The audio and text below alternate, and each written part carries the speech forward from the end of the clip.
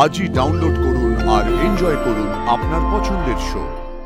যে বন্ধু বিপদে পড়েছে শুনে তাকে এক কথায় বাড়িতে থাকতে বলতে পারে,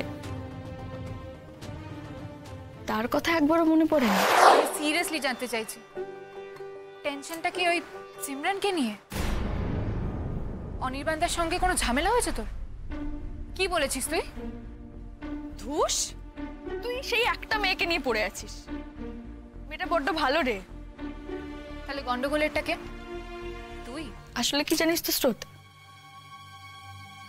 অনির্বাণকে না আজকাল বড্ড অবুঝের মতো লাগছে আমার।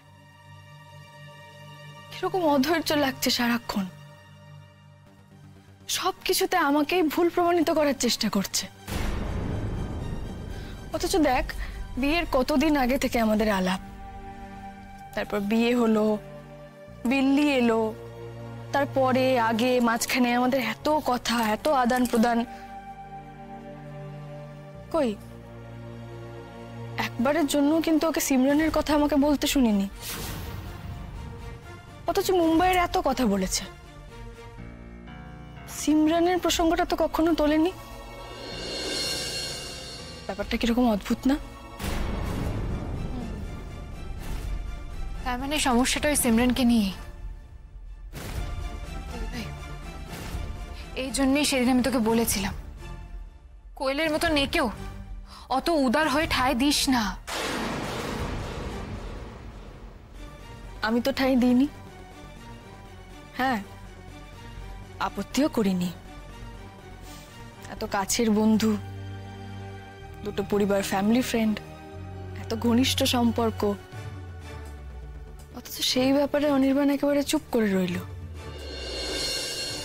কেন বললো না ও আমায়? এর দুটো কারণ হতে পারে। এক, ও হয়তো ভেবেছে আমার মন খুব ছোট, একটা ছেলে আর মেয়ের যে এত ঘনিষ্ঠ অথচ শুধুমাত্র বন্ধুত্বের এই রসায়নটা আমি বুঝবো না, বা হয়তো ভুল বুঝবো। আর দুই, হয়তো সত্যি ওদের অন্যরকম একটা সম্পর্ক ছিল, যেটাও আমাদের কাছ থেকে আড়াল করতে চেয়েছে। কিন্তু আড়াল করার তো কথা না, মানে আমি তো কোনো কিছু আড়াল করিনি ওর কাছ থেকে, সব কথা বলেছি। ইভেন সৌর্যর ব্যাপারে খুঁটিয়ে খুঁটিয়ে ও নিজেই আমার কাছ থেকে সব কথা জানতে চেয়েছে। আমি বলেওছি দিনের পর দিন। তারপর তো তুই জানিসই ওকে নিয়েও কত অশান্তি হয়ে গেল আমাদের মাঝখানে। তা সত্ত্বেও অনির্বাণের এইরকম হরিহর আত্মার বন্ধুত্ব সম্পর্কে আমাকে কিছুই বললো না। কেন? একবারও মনে পড়েনি? সেটা তো হতেই পারে না। সেই কোন ছোটবেলায় দেখা হিন্দি ছবির ডায়লগ যে বন্ধুকে দেখে গড়গড় করে বলে যেতে পারে, যে বন্ধু বিপদে পড়েছে শুনে তাকে এক কথায় বাড়িতে থাকতে বলতে পারে, তার কথা একবারও মনে পড়েনি?